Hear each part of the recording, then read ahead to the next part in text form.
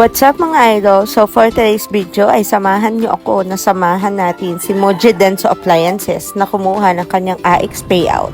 Yes, may ayuda siya today. So pupunta ako ng Barangay 6 para sunduin siya and then pumunta kami ng munisipyo para kunin yung stub and then andito na kami Walter Mart na Sugbo para dito claim yung ayuda.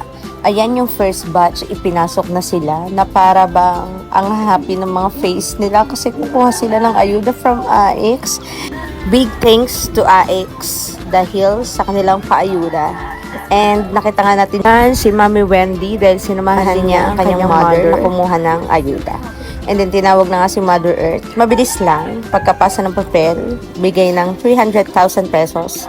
And then tinatanong ko nga siya dyan kung mag-iinasal baga kami. Sorry, sabi niya, bumili na lang tayo ng ulam, madami pa. Yan, pamatay lang niya ni Mother. So pumunta na kami ng palengke para bumili ng tinolang manok. Dito kami nabili kay Miss Ruby.